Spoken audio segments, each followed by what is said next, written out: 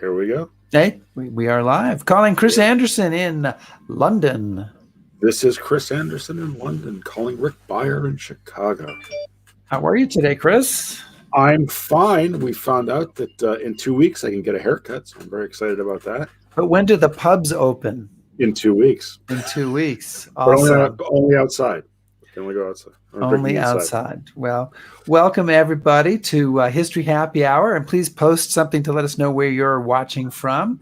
And we're here talking about history every Sunday at 4 p.m. Eastern on the Stephen Ambrose Historical Tours Facebook and YouTube pages.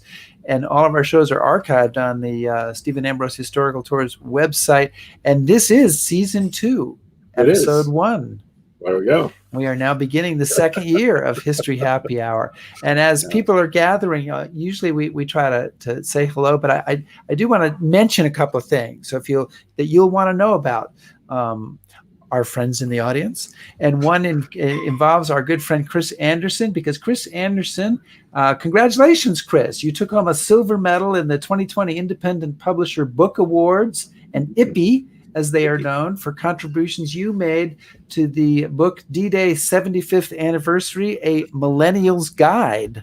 I know. That is awesome. August. Yeah, thank you. I was kind of pleased with that. And you wrote 2 chapters, right? 2 chapters, yep. One on Band of Brothers and one on my other favorite topic, which is Britain and the Commonwealth on D-Day. I thought it was going to be something else, but... What a surprise, yep. There you go. My Canadians in there. And not to be outdone, if we can avoid it, we have a Ghost Army moment this week as well. So you can all hoist a glass to that. Yes, the Ghost Army was on Jeopardy this week. Really? A double Jeopardy question. And I know because half the members of our audience emailed me about it. Yeah, it was a double Jeopardy question on the Ghost Army. I could have played the video, but I did spare you. So I want you to appreciate that and say thank you. I want you to grow a mustache like that. Yeah, I know. Isn't that awesome? That guy down, he's entered Ghost Army history, and he got the question right, too. So I guess I hope. We've achieved a certain cultural resonance, I think, at this point. All right. So we have enough people here to actually start the proceedings? Can you I think we do. Give us an intro?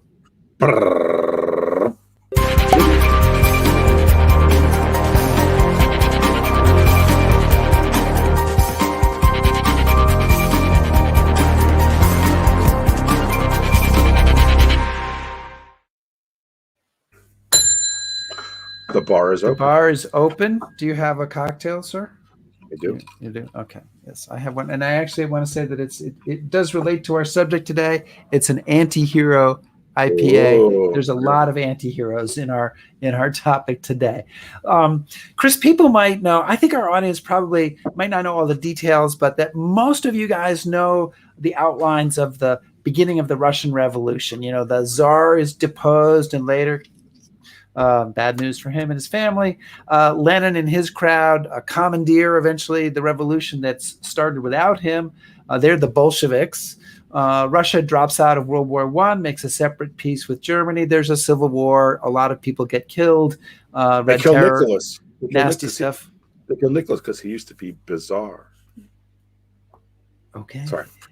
And anyway, the communists come out on top. And so that's pretty well known. But the part of the story not so well known, and it's always been of interest to me, is the U.S. involvement in all of this.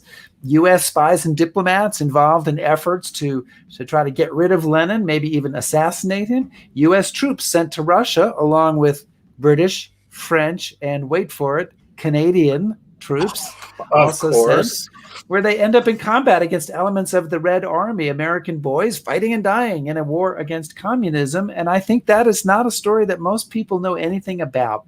But that is the story that our distinguished guest today is here to talk about. And Barnes Carr is the author of the new book, The Lenin Plot. And he has worked as a journalist in Mississippi, Memphis, Boston, Montreal, New York, New Orleans, and Washington, D.C. And I think I've lived, or a family member has lived in half of those cities. He's a graduate of Tulane University, a winner of the William Faulkner Gold Medal for a story he wrote about Hurricane Katrina. And he is currently a resident of Houston, Texas. Barnes, welcome to History Happy Hour. Welcome, Barnes. Hi, gang. Thanks for asking me. We're just delighted that you're here. So, Barnes, this is a story one barely knows where to begin with this, but I will say this. It's a story filled with plots and counterplots and betrayals and a lot of incompetence and a boatload of fascinating and dubious characters. What's your interest? How did you get caught up and involved in this story?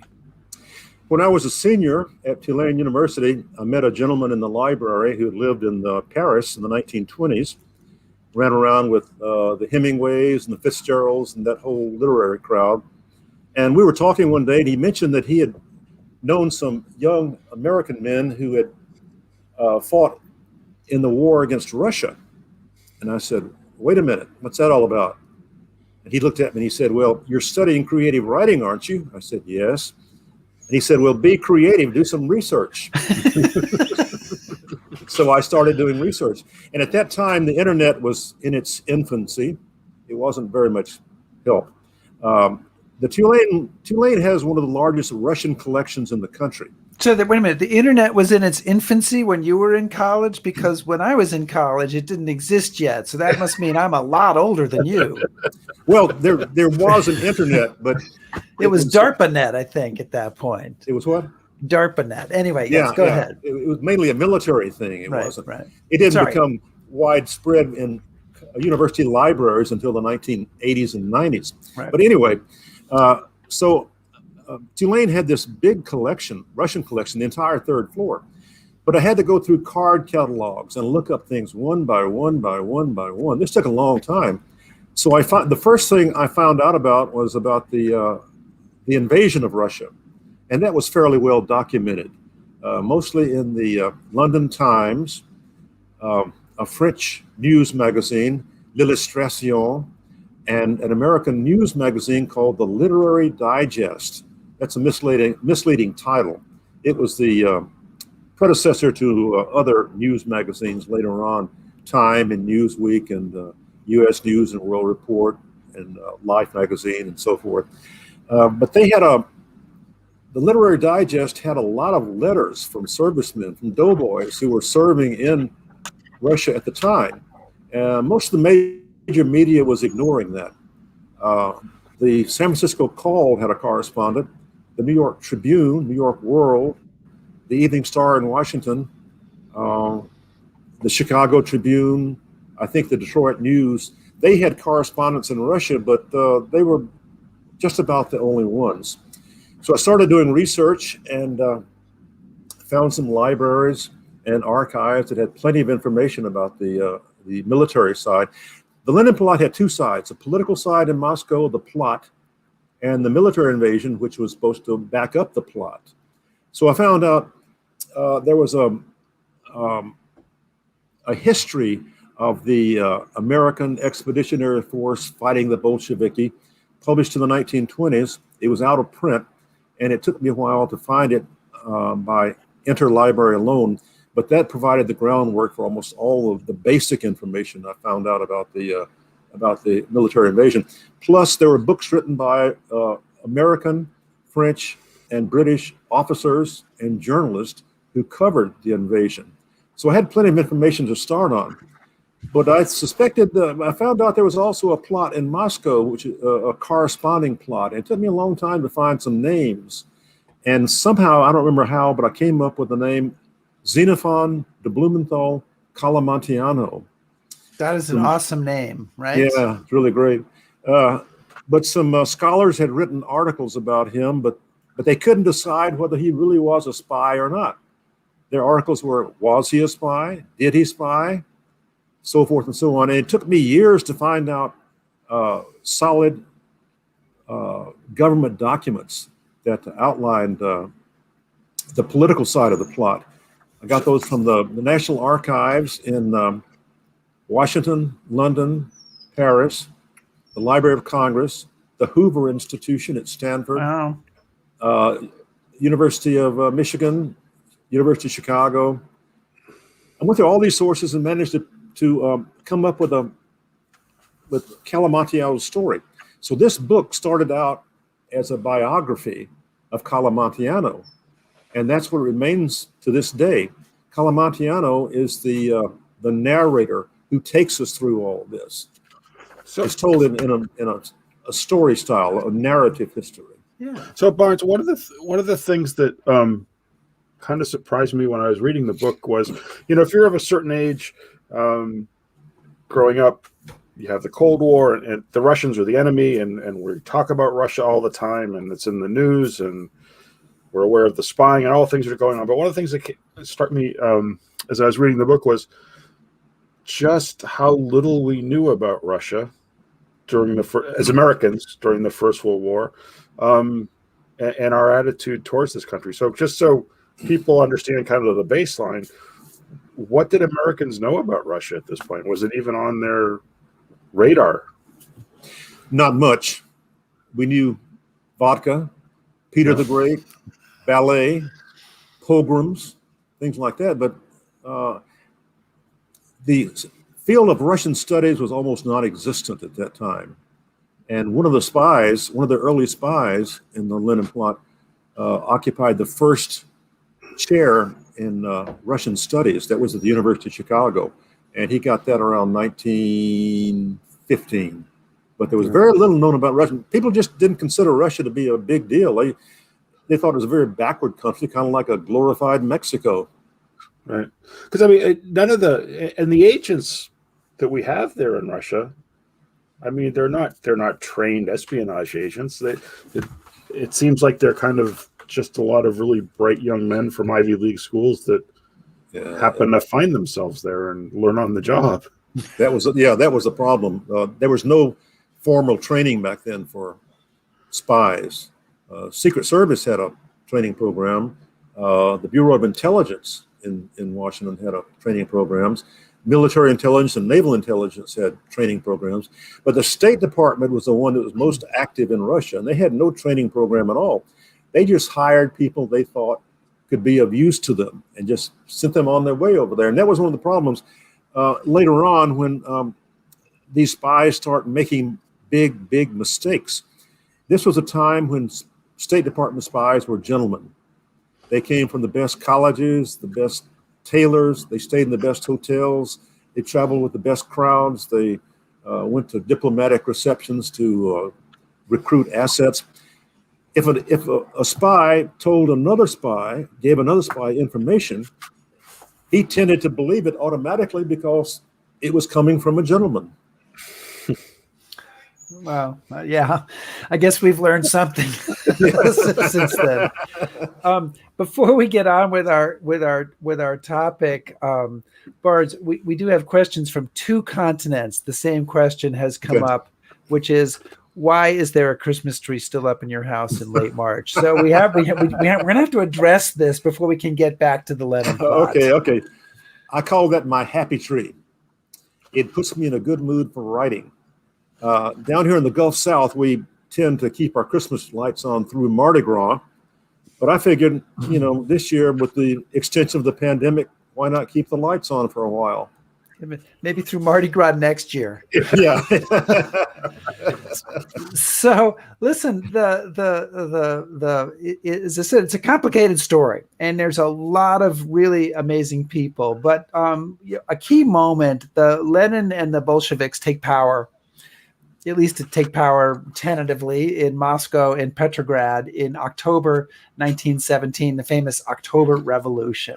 And it seems like reading your book that this is kind of the moment when the U.S. is forced to react to this, when Woodrow Wilson, the president, and Robert Lansing, the Secretary of State, are going to need to deal with this. So how do they react, and what does that set in motion? Well, first, a moment of background. The Russian Revolution, the second Russian Revolution, occurred in February 1917. The Tsar was forced to abdicate in a military coup by his generals. Power was taken over by the Duma, which set up a provisional government. And they began offering amnesty to all political exiles, prisoners. Everybody was welcome to come back to the new free Russia. Now, what happened in October was not a revolution in a true sense of the revolution. It wasn't a general uprising of the population. The Bolsheviks were a very small party. Historians and former KGB agents in Russia that I've talked to call it a coup or a putsch or simply a seizure of power. But of course, Bolshevik propaganda called it the October The Revolution, glorious revolution. the Yes. Bolshevik Revolution, the Great October Socialist Revolution, blah, blah, blah. That's all propaganda. It was a military coup by a crowd of about 400. Trotsky describes it in detail, which I included in the book. And also I included an eyewitness account by a Colonel Sukhanov of the Bolshevik Military Committee.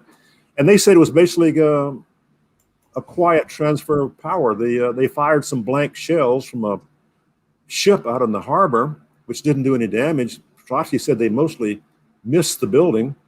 The ministers were holed up in the Winter Palace, and that's what the mob was converging on.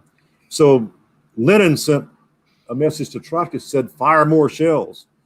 And Trotsky told them, the Aurora, fire more shells. Well, they didn't want to do that. So the shells they fired just totally missed the building. But anyway, shortly after this, Lenin announced that he was taking Russia out of the war. This was a deal that he had cooked up with the Germans around 1915. The Germans wanted somebody to start a revolution in Russia, seize power, and take the country out of the war. That would allow Germany and the Central Powers to move army divisions over to the Western Front, which was the main battleground. So once the documents detailing all those payments are in the National Archives in Washington. So Lenin announced that he was taking Russia out of the war. Well, the Allies just went bonkers. I mean, they feared immediate defeat on the Western Front. So they had meetings in Paris and London with US and French and British diplomats about what to do. So Secretary of State Lansing came up with the idea, well, let's knock off Lenin and install a, quote, dictatorship in Russia to get the country back in the war. What could go wrong? What could go wrong, exactly. It seemed like a good idea at the time. So he told President Wilson about this, and he said, and he also added to Wilson that this is probably illegal because they wanted to hire a Cossack army to knock off Lenin and the Bolsheviks. But the Cossacks were not a recognized government, so the U.S. could not give them money directly. So they set up this arrangement to give the money to France and Britain as war aid, and they would launder the money and pay the Cossacks that way. But, Colonel North wasn't involved with this, was he? Maybe his grandfather. But Wilson said, this has my entire, quote, entire approval. So the Lenin Plot came from the top. Now, later on, other countries got involved, Britain and France. France was, so far as I know, France was already involved in this in some way or another. They were looking around to do something because Lenin had refused to pay foreign debts. So the French lost 13 billion francs, and they wanted their damn money back.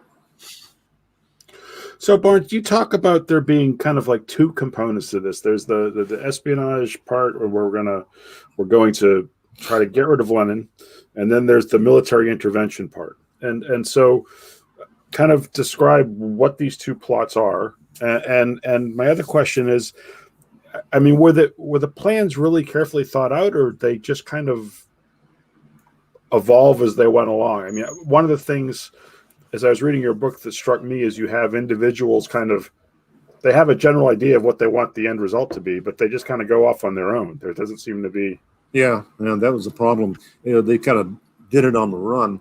The political side in Moscow involved a plot to stage a coup and kill Lenin and his entire cabinet and set up a dictatorship to get the country back in the war. The military invasion started out as something a little bit different.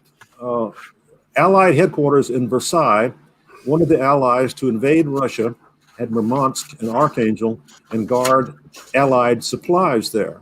And at first, Wilson didn't want to do that. But then the French got on his case, and so he acquiesced and said, okay, I'll send an invasion force. He said that the invasion force was there to guard Allied supplies and to recruit a new Russian army to get the country back in the war. Well, once these troops got to Archangel, the British officers immediately took over the operation and began an all-out war against the Red Army with plans to march on Petrograd and Moscow and support the coup. Those darn British. I knew who the real villains would be here. Well, so I want to get into the military side of this shortly, but I want to make sure that we deal with the kind of the espionage side, or at least with parts of it, because reading through the book, it is real complicated, and it's also real clear a bunch of these people had their own agendas. But one of the people who's just a really fascinating character and begs to be mentioned, not American, but a British spy named Sidney Riley. And some people may know the name Sidney Riley because there was a TV series, a British TV series, I think not terribly much to your liking, Barnes, called Ace of Spies, Sidney Riley, Ace of Spies. And there he is. He's a fellow bow tie wearer, so I like him. But tell us a little bit about the real Sidney Riley as opposed to the Sam Neill-portrayed Sidney Riley on British television. Well, the Sam Neill is one of my favorite actors, but as written, that series was largely fictional. Anybody who liked that series should read some serious biographies of Sidney Riley. He was a Russian adventurer. Nobody knows exactly what his name was, or where he was born, or where he went to college. He popped up in Russia with a lot of money, which they suspected he had stolen by killing some kind of Russian courier. He studied chemistry, which would serve him as a forger, and he was a huckster, a hustler. He was just a crook. Don't be so harsh on him. He reminds me of those. Tell us what you really think. Ian Fleming said that he based James Bond 007 on Sidney Riley. That's what he said in 1953. He changed his mind later on. But Sidney reminds me more of those Spectre guys in the 007 novels. He was out for himself. He didn't care who he worked for. Spy for money. Yeah. Right? His motto was trust no one. But anyway, he went to work. Didn't he literally have that on his letterhead? Yeah. That is awesome. Read Richard Spence's biography of Riley. It's the most accurate that I found. But Riley figured he could make some money by getting involved in Russia, in the Allied intervention in Russia. So he approached Cumming, the head of the British Secret Service, and volunteered to go to Russia as a British agent. And Cumming had a big problem. He was trying to find some good agents, but most of his applicants were young men from Cambridge and Oxford, who the fancy dressers and fancy upper class British accent. They just would not merge very well in Bolshevik meeting halls and union halls. But Sidney was a master in disguises. He spoke Russian fluently. He could pass as a workman, as a gentleman, anything. So they hired Sidney to go over to Russia. And once he got there, they told him to look around and make a report and come right back to London. But once Sidney got there, he looked around and said, this Russian army, this Russian Red Army is practically useless. They don't have boots, uniforms, guns, ammunition, and most of the power is in two cities, Petrograd and Moscow. So Sidney said, what we need is a Napoleon, like myself, to ride in to save Russia. Now, Sidney was a drug addict, and he had visions of himself as Napoleon. And he wrote in his memoirs, why not? It Well, seemed like now we know why Sidney Riley's not the hero of your book, but Comitiano is. Well, So, none of this was brought out in that TV series. It was a No. one-sided kind of PR for good old Sidney. Sidney was an interesting man, but he just wasn't what he was made out to be. So, Barnes, what are the things? I mean, we've gotten a few comments about this. If you could describe a little bit who Lenin is really, and how he gets to Russia, because one of the things that surprises me is he's not particularly brave. He's not a particularly good orator. He's kind of a nasty, brutish guy. So how does he basically get into Russia, and how is he able to kind of hang on there, Did you say Lenin? Yeah. Right. Yeah, right. yeah. And adding a bit to Chris's question, that one of our viewers asked, was he like a de facto German agent? Because the Germans are the ones who got a way to put him into Russia. That's a good question. Well, Lenin was in exile in Zurich after the 1905 revolution, and he missed the second revolution altogether. He didn't show up in Russia until April of 1918, long after the February Revolution. He cut this deal with the Germans, and they funneled millions of German marks into the Bolshevik Party to support Lenin and his planned seizure of power. And once the provisional government declared that all exiles could return, the Germans put him on a train and sent him into Russia. It was supposed to be a sealed train, but it really wasn't. They were just... I love this concept, and this you should explain this for people who don't know. A sealed train. Yeah. Well, for years, historians were saying, this train was absolutely sealed.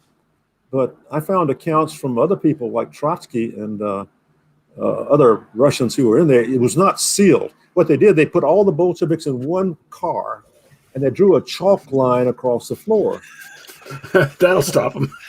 Yeah, that'll stop them every time. It said, "Do not cross." So, but the idea of sealing it being that they didn't want Lenin to be making, it's the international movement of communism. They didn't want him making speeches in Germany that might set people against the Kaiser still at that point. Exactly. They had, every time the train stopped, they had guards outside to make sure that no Bolsheviks got off and made a speech. So they delivered Lenin and his crowd up to Sweden. And from there, they went through Finland into Petrograd, which is still the capital at that time. And he appeared on the train station platform on a snowy night in April and made his "Here I Am" speech to his followers. And after that, he began plotting a coup. It's his "I have returned" speech. Right? Yeah, exactly. MacArthur was in the crowd, I'm sure. So that's a good idea. But Lenin first planned a coup in June of 1918. Well, the police and the Okhrana got caught wind of that and stopped that immediately. And the Okhrana is the Lenin's anti-counterintelligence agency, essentially, right? No, that was the Tsars. The Tsars. Excuse me. Yeah. But they had some kind of new name once the provisional government took over. It was a provisional government militia or something like that. Anyway, they caught wind of it and nipped it in the bud. And he tried again in July, and there was a big shootout in the Champ de Mars, which was the parade ground in Petrograd. Lenin and his Bolshevik crowd got into a gun battle with the Petrograd police, the Cossacks, and the army, and that was put down. So his third attempt was in October, and that's when he succeeded. Now, you have to understand that the Bolsheviks were not the biggest revolutionary party in Russia. They were a very small party. In 1918, they had about 600,000 members. The SRs, the Socialist Revolutionaries, were by far the largest revolutionary party. They had millions of members. But the SRs believed in revolution by the peasants. The Bolsheviks believed in revolution by the working class, the proletariat in the cities. They were much smaller. They were much easier to manage. Back then, almost everything was centered in Petrograd and Moscow. The army, the navy, the big hospitals, the medical schools, the telegraph, radio stations, everything was in two cities. So if you could control Petrograd and Moscow, you in effect control the entire country. And that's why Lenin concentrated on the proletariat in Petrograd and Moscow. So there's a whole lot that goes on. As you mentioned earlier, there are attempts to hire a Cossack army. Who among us hasn't tried to hire a Cossack army at some point? They're always available. You know, if Spectre can find them, and various things go on, and there's plotting of various types, and then something very specific happens, which is that on August 30th. 1918, somebody, probably a woman named Fanny Kaplan, puts a couple of bullets into Vladimir Lenin. Does not kill him, clearly. Really? But just a history spoiler alert. Lenin lives for a few more years. But what is, so the big question, that one of the $64,000 questions is, what involvement, if any, does the United States have in this not successful but almost successful assassination attempt on Lenin? Well, the United States, Britain, and France were all their agents were conspiring to get rid of Lenin. They hired a surrogate army, Boris Savinkov's Union for the Defense of Fatherland and Liberty. It's been translated different ways, and they also hired and deputized the Czech Legion in Russia as an allied army. They wanted to get rid of Lenin, but they didn't know exactly what they were doing. Let me go back for a second to what you were saying about, was Lenin a German agent? Sure. He was not a German agent in the sense of a spy, of an intelligence officer reporting back to Berlin. He was a German agent in the sense of someone who represents the interest of another, like an insurance agent represents you and represents the company. So he was an agent, and he didn't deny his connection with the Germans. He just said he was, and a lot of historians said, well, he's a German agent, but he really wasn't. He represented the interest of the Germans. But back to, what was your other question? Well, I was just trying to understand. He gets shot. Lenin gets shot and shot apparently by this woman, Fanny Kaplan, who gets to live another few days before she's executed. And so the question is, I know the evidence may be murky, but to what degree do we have any idea if the United States was involved with this, interested in it, connected with it, or were some of the people that they were working with connected with it? Was there any connection there? Well, I think the smoking gun is Boris Savinkov, the SI terrorist that the Allies hired.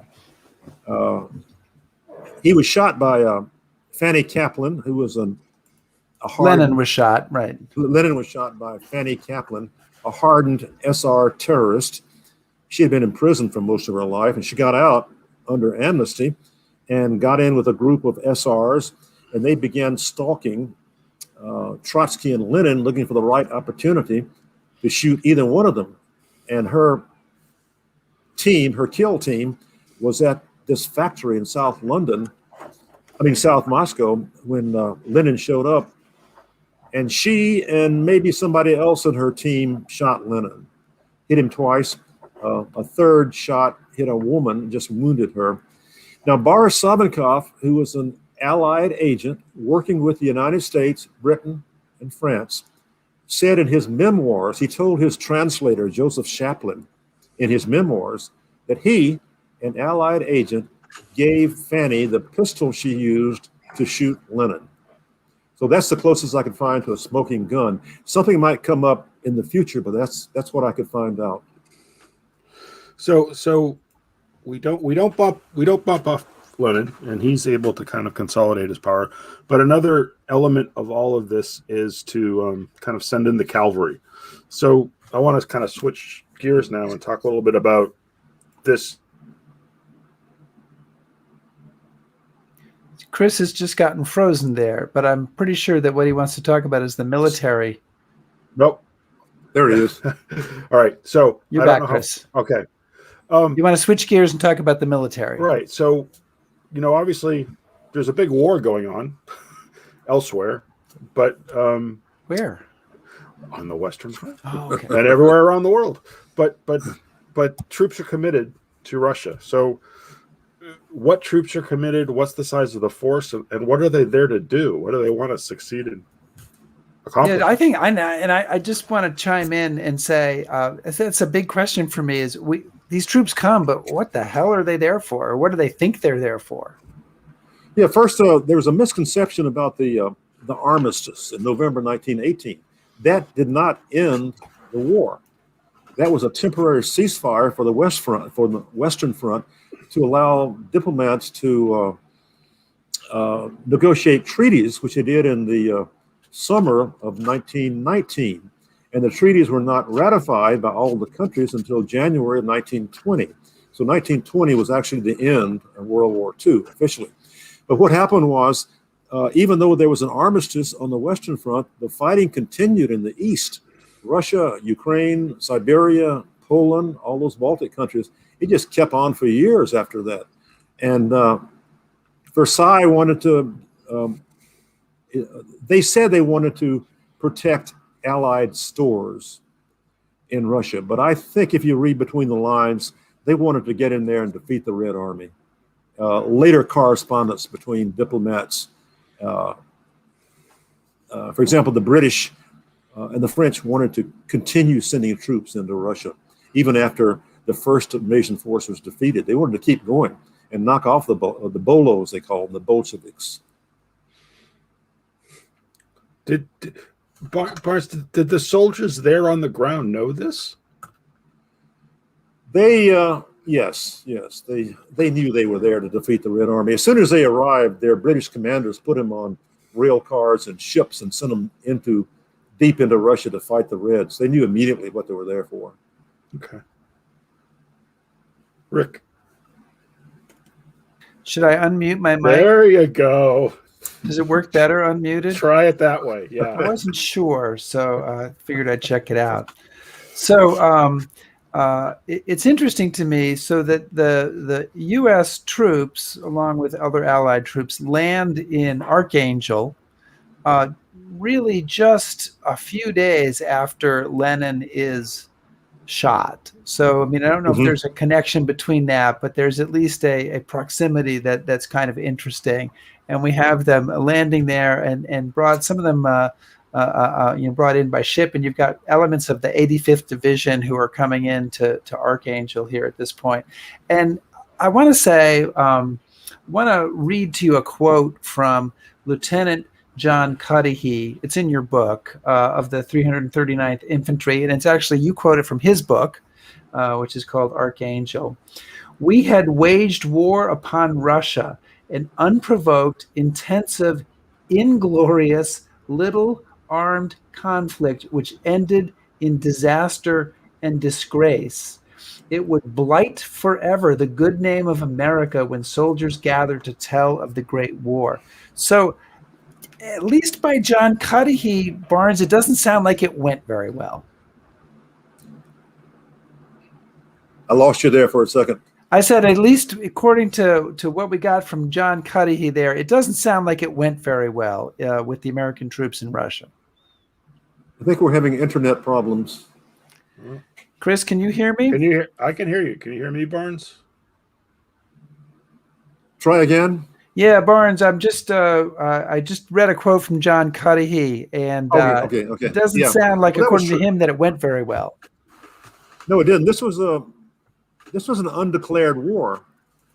That's why I call it the true beginning of the Cold War, because if you define a Cold War as an attempt to defeat another country militarily, politically, culturally, financially, without a declaration of war, then it's a Cold War. And this was a true beginning of the Cold War. We did not declare war on Russia. And Russia, in turn, did not plot to assassinate our leaders, and they did not plot to invade our countries. So the whole thing was a big embarrassment for the Allies, mainly because they lost the war against the Red Army, and they tried to cover it up. The War Department would not allow returning doughboys from Russia to have access to their service records. The War Department and the State Department said all these stories coming out of Russia are nothing but Russian propaganda. And that went on until authors, veterans such as John Cudahy, started writing about their experiences in the 1920s. And with that, the cat was out of the bag. But the cover-up continued. President Roosevelt, when he in I think it was 1939, when he was trying to get Russia to come into the war against, maybe it's earlier than that, trying to get Russia to come into the war against Germany. He told the Russians that we have enjoyed 100 years of unbroken friendship. Yeah, except for when we sent the 85th Division in. that minor war we fought against you. And then President Reagan also tried to reset with Russia. He went on television to U.S. and Russian audiences and said, "Our sons have never fought one another in war." Oops. So Barnes, one of the questions. So nobody wanted to admit what had happened. Yeah. So, how many Americans actually end up serving there, and what kind of casualties do we suffer? Do you know, or do we know? We had. Let me see. I went through last night and made some notes. We had 600 casualties, and I think. Let me see how many soldiers we sent. It's about 5,000, wasn't it? Here it is. There were almost 49,000 total Allied troops in Russia, and they also recruited 22,000 loyalist Russians. U.S. dead 563, Britain 286 men plus 41 officers. So there was definitely a death toll there. I don't have the French casualties here. The largest contingent was the American, but they were under British command, and that caused a problem from the very beginning, because the British officers who were sent to Russia to command this expeditionary force were mental and physical rejects from the Western Front. They were called crocs. They arrived in Russia with 40,000 cases of Scotch whiskey, and they pretty well drank their way through the whole operation.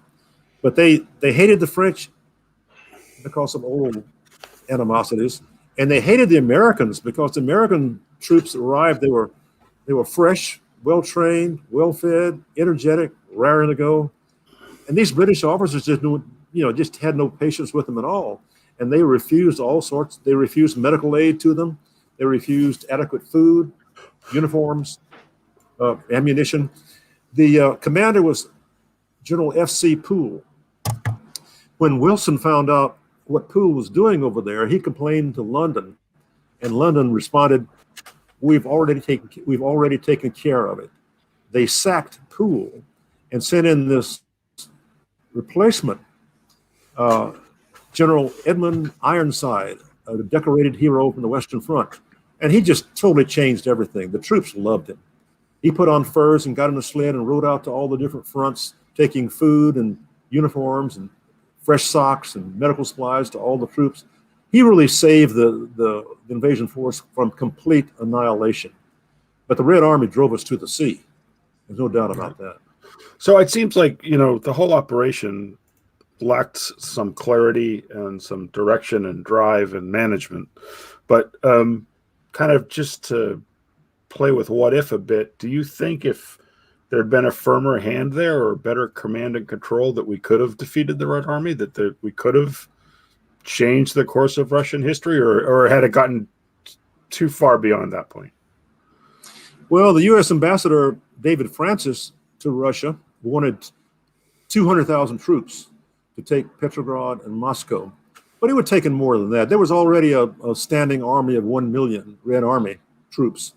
It would have taken 2 or 3, maybe 4 million troops to knock off the Red Army and take Moscow and Petrograd and the rest of the country. Then you'd have to have an occupation force to keep down any further revolutions or military coups or civil war or what else. It just wouldn't have worked. It wouldn't have worked. Yeah. So one of the themes in your book seems to me is running through your book is incompetence. Yeah.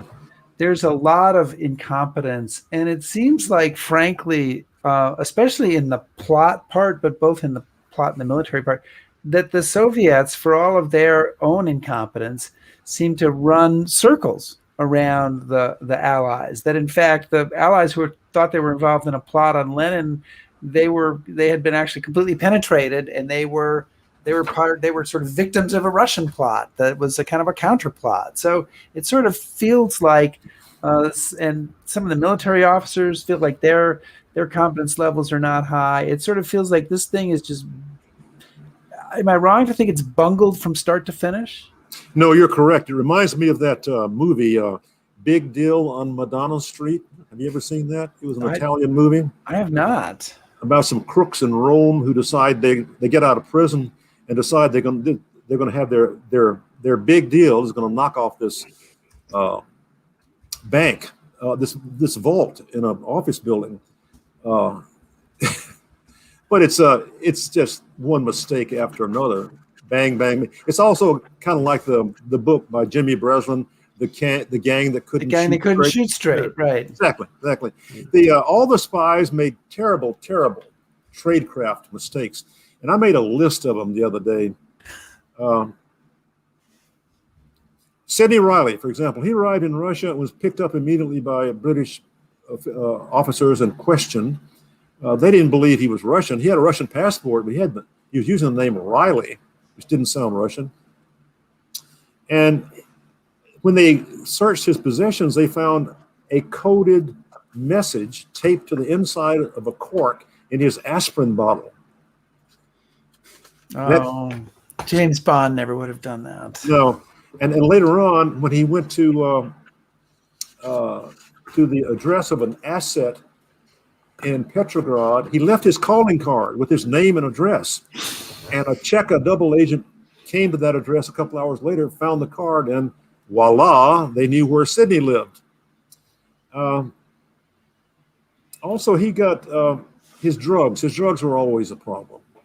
He was always wandering off on trips. Now, Bruce Lockhart was not a spy for the British Secret Service. He was a special representative of the British Foreign Office. He arrived in Russia in January 1918, and by the summer, and he began making contacts all over the place. He was looking around to see what had to be done. But he made mistakes too. His worst mistake was Lockhart was a philanderer and a bon vivant. He would like to get involved with exotic women. And one of them he picked up was named Maria Benkendorf, also known as Mora. And she became his live-in girl Friday, translator, whatnot. And she was giving him information which made her a British agent. But the Cheka, when they arrested Bruce and Mora, the Cheka accused her of being a German agent. And the Sûreté said, yes, she was working not only for the Germans, but also for the Cheka. So Bruce was sleeping with a triple agent.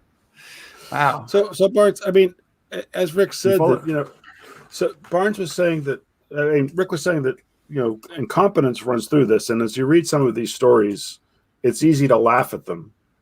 But this all of these attempts to overthrow Lenin, they have consequences. So could you talk a little bit about what the consequences of this botched attempt were on U.S. foreign policy, U.S.-Russian relations? Because, just around the corner, we have World War II. So, yeah, what was the impact of all of these attempts on future relations? We're breaking up. I think you were asking about the consequences of all Yeah. this. Well, the consequences of all this was the true beginning of the Cold War. In the 1920s and 30s, we pretty well kept a distance from Russia, but Russia continued to spy against us by, for one thing, they stole the atomic bomb from us. So this mutual distrust was pretty well set in stone beginning in 1917, and that continued. And it still continues today. Former KGB agents I've talked to tell me that the Cold War is not over. The military part of confrontations, like in Korea and Vietnam and Cuba, that part is not active right now. But the spying continues on both sides. And he said there's more spying now than ever before because of all of the electronic resources we have. Well, it also it's kind of interesting to me, and I want to this whole story, the story of the espionage plot, the military story. It's unknown in the United States. I mean, people really don't know this. It's in some history books, but most people don't know it. But that's not true in the Soviet Union, is it? No, they never forgot. They never forgot. They still teach the Lenin Plot in their intelligence schools. And the Russians are still convinced that because of all this, the West is out to destroy the Russian state. So which may be the ultimate consequence of this whole thing. And Chris, can I bring in a question from somebody? No, please, absolutely. Yeah. So and this is an interesting question, and it comes to the clarity of this movement. Was this ultimately a plot to assassinate Lenin or to take over the Russian government? Or is it indeed just both? Is it just a reaction to, look, these are communists, they want to destroy private property. We can't let this happen. I mean, how would you characterize it? It was both. There was Sidney Riley and Boris Savinkov, Allied agents. They were the ones who wanted to move the plot from a simple kidnapping of Lenin to an actual assassination of him and his entire cabinet. And they wanted to take over the government. Savinkov saw himself as the new dictator of Russia. Riley saw himself as the new dictator of Russia. So they were tied together. And do you have another one, Chris? You want to bring in Skip's question? Yeah. I think that might be a good way for us to kind of wrap this up, because as we talked about, you sort of say this is the start of the Cold War in some ways. This is the catalyst for the Cold War. And we think of that as being the Cold War as being something that starts with, Winston Churchill, Iron Curtain speech, Joseph Stalin, all that stuff.